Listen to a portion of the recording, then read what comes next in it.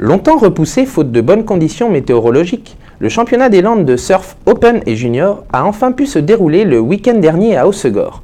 Retour en images sur une compétition qui aura eu le mérite de se faire désirer. Soleil, sable et vagues, dimanche matin les conditions étaient parfaites pour le championnat des Landes de surf Open et Junior. Ils étaient 43 surfeurs, le regard sur les eaux de la Gravière attendant leur passage pour décrocher le titre.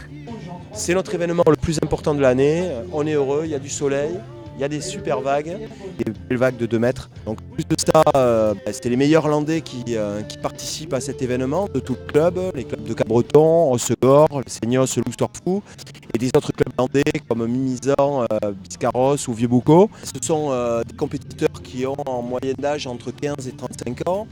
On va dire que ces 10 dernières années, le niveau est assez excellent, on en est très heureux.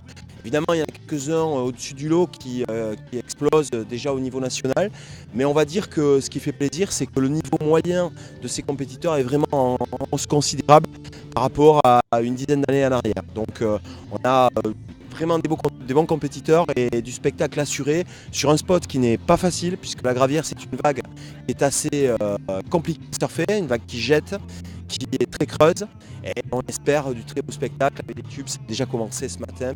4 compétiteurs entrent à l'eau, ils ont 20 minutes pour montrer au jury ce qu'ils savent faire. Les 2 meilleurs se qualifient pour la série suivante et ainsi de suite jusqu'à la finale. On a des juges qui sont pas mal des jeunes surfeurs, des jeunes compétiteurs qui donc passent leur diplôme de juge.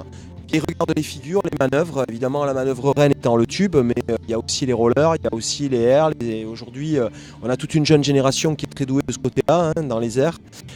Donc, puis c'est un petit peu la tendance actuelle, on va dire. Mais bon, les gros carves, les turns sont quand même très appréciés, et voilà. Et l'océan a ses humeurs, prendre les meilleures vagues est un défi. Alors avant d'y aller, chaque participant prend d'abord le temps d'observer. Je me mets sur le sable, je regarde les vagues, comment je pourrais me placer pour rentrer. Je vois où les séries passent, je visionne bien le spot avant de rentrer. Il faut anticiper la manœuvre j'anticipe la manœuvre que je vais faire, tout ça, et dépendant de la vague, c'est sur l'instant qu'on décide.